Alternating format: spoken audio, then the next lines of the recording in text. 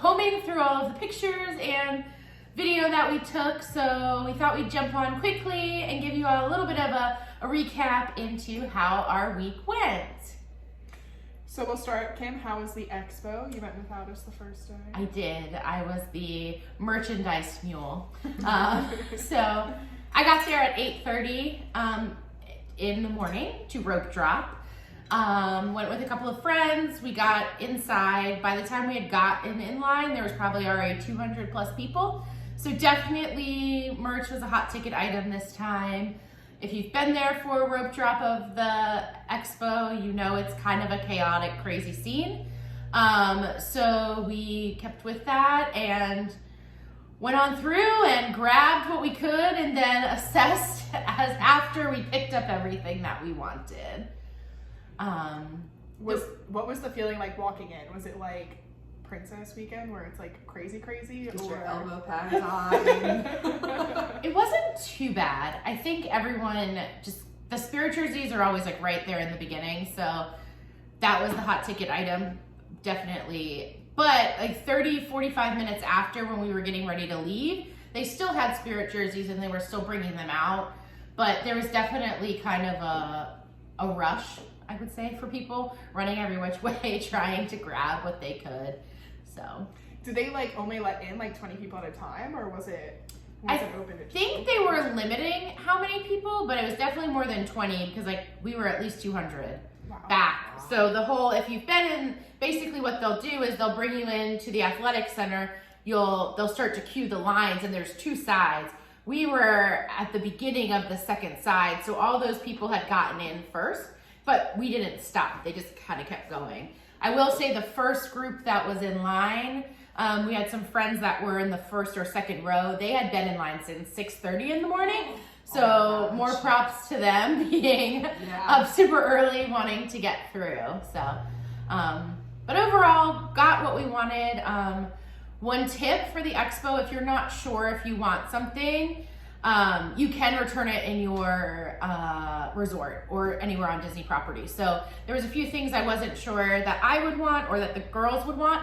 So I just bought it and then we tried them on back in the room and made a decision and returned some things. So on that point also, if you're looking for something that's sold out, make sure you go to your resort gift shops at the end of your stay or throughout your stay, because people will be returning things and they keep it in the gift shop. They don't bring it back to the expo or anywhere else on property. It is now stays in that resort gift shop. So make sure you're checking those gift shops if there's something that you're looking for. So you all got to do the expo the second day. You got in Thursday. So what were your all's thoughts? It was pretty empty. People and merch. Yes. I'm very, very disappointed in the lack of Goofy merch that was offered. Did not realize that Goofy isn't really a big thing. When we walked in to like pick up our bibs and only saw one little stand compared to like the 10 or so that the other races had, it really put into perspective because a lot of the people doing Goofy are also doing Dopey. So seeing the small number of people that just do Goofy was kind of crazy. Never really paid attention before. Small but mighty. Yes. Anything else exciting from the expo perspective? The photo things were cool. Mm-hmm. Yeah, they had like the lighted numbers. That was fun to take pictures with. They had a big giant castle. I hope that's back at Princess. That was fun. We got to see some of our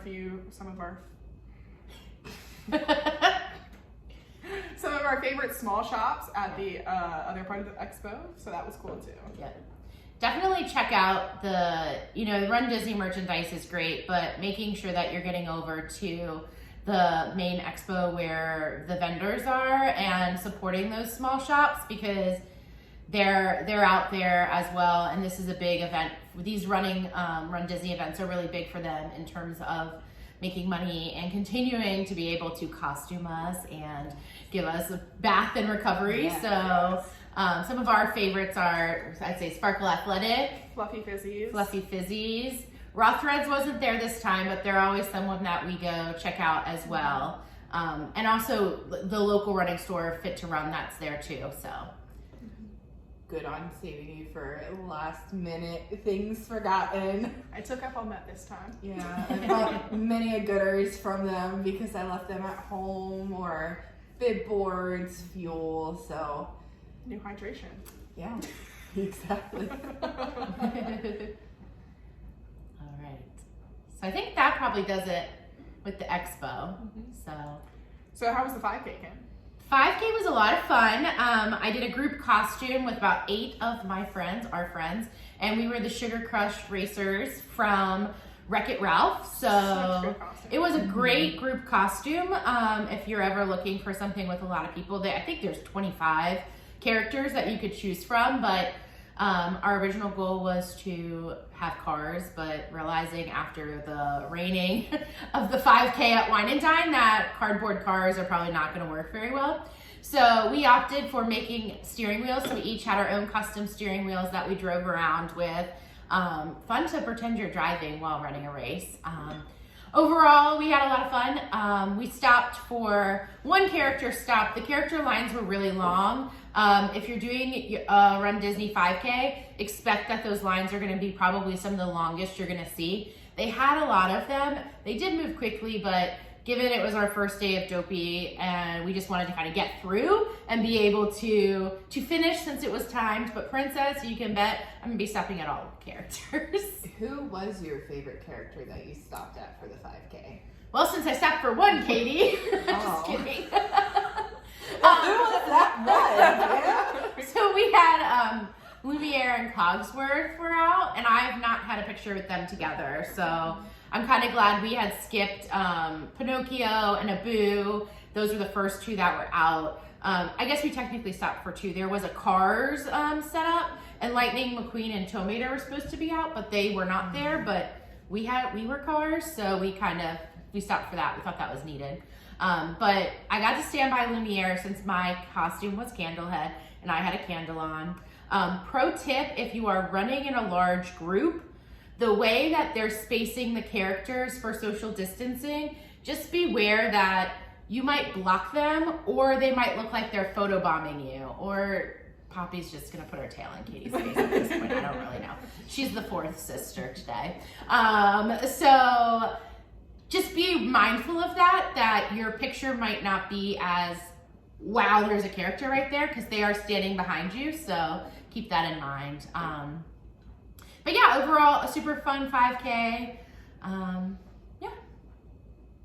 What about the 10K? The 10K was good. It's just, they need to do Dopey next year so they can talk about this stuff too. I will say that I love the 10K distance, but at Disney it's a little tricky because you have a lot of time outside of the parks, in my opinion, on those courses. So your second morning waking up, it's a little bit tiring. You kind of have a boring trail to kind of run through, but I ran with our friend Texas Melissa and our friend Heather.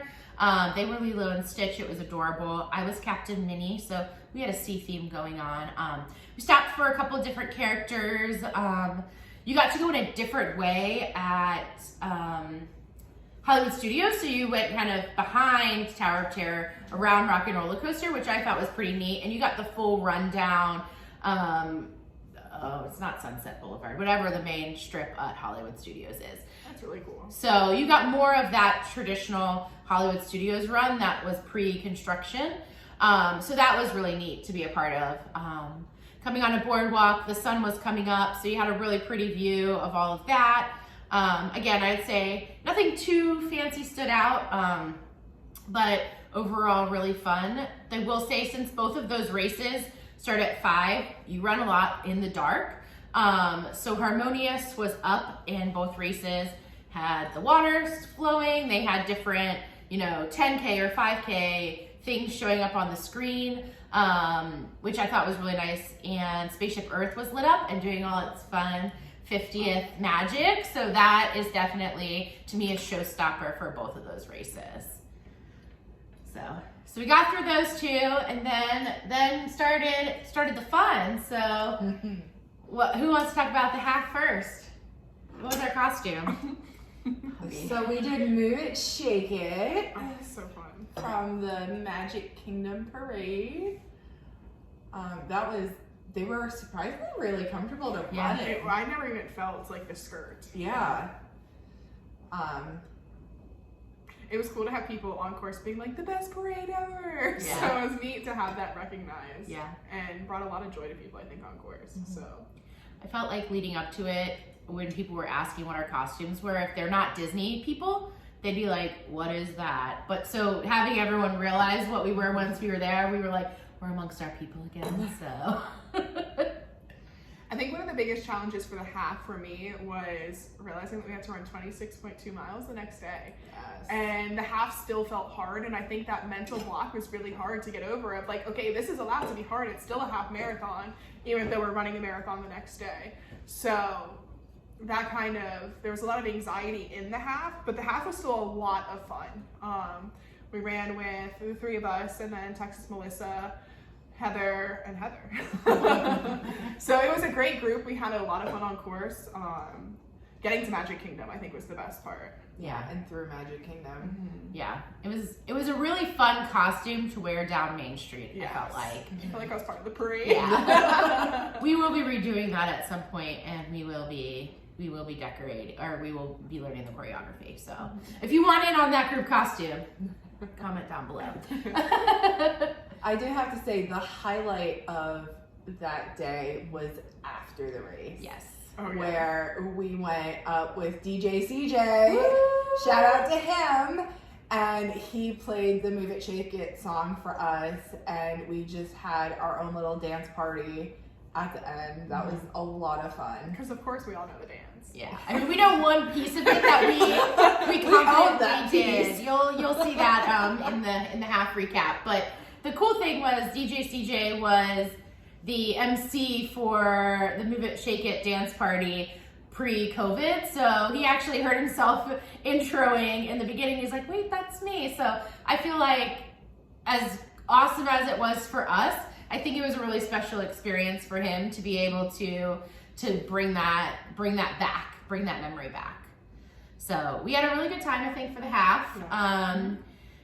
So then we kind of realized, hey, guess what we get to do tomorrow? Run a full marathon.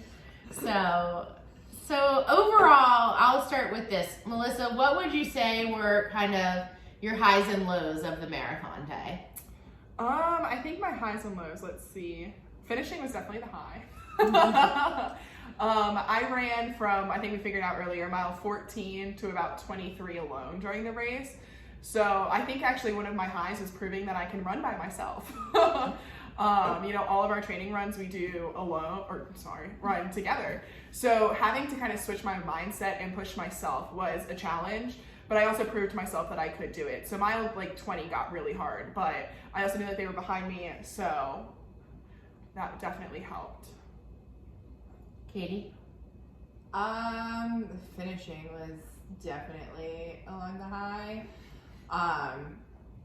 Also proving to myself that I can do hard things, like Laura likes to say. It was this race was the hardest race that I had run to date.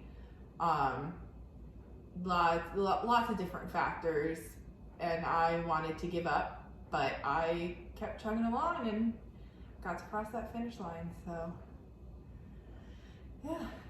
What about you? I think that we went in with a plan and we had to adapt our plan, and we were really good at communicating together, even if sometimes that's not communicating or just like, come on, sisters. Apparently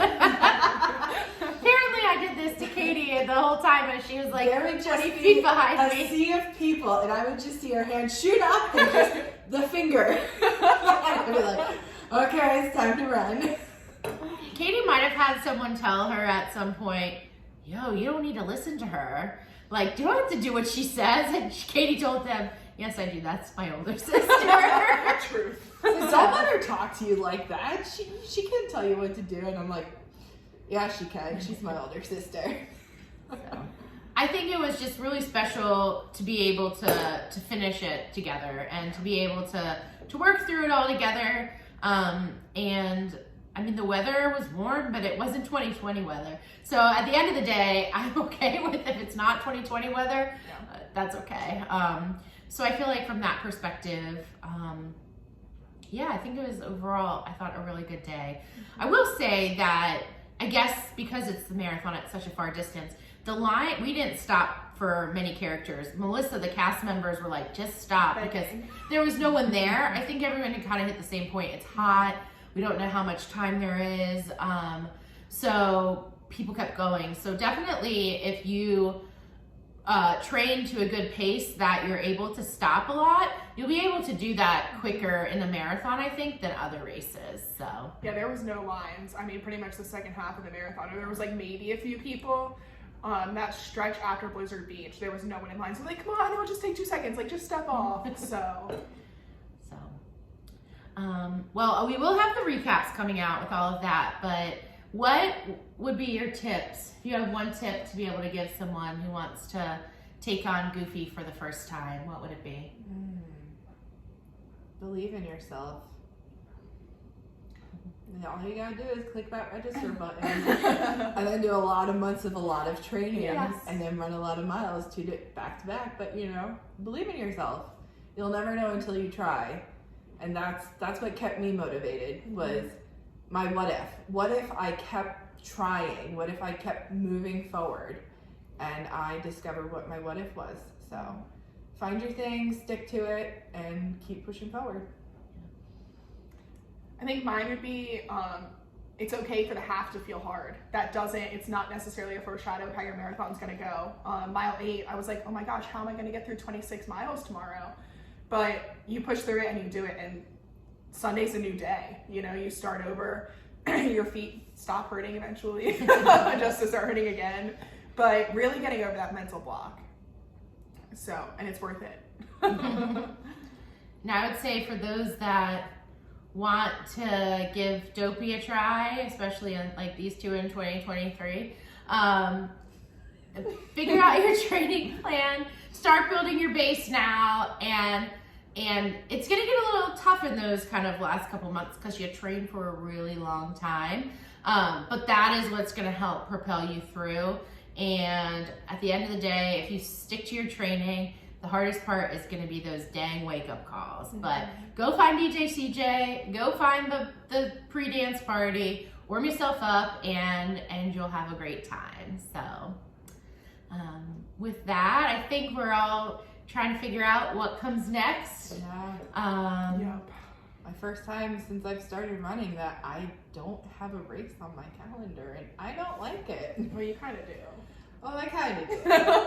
75% do. Well, I might have got up to 80. Oh! You heard it here on the channel. Katie's 80% to doing Dopey next year. So,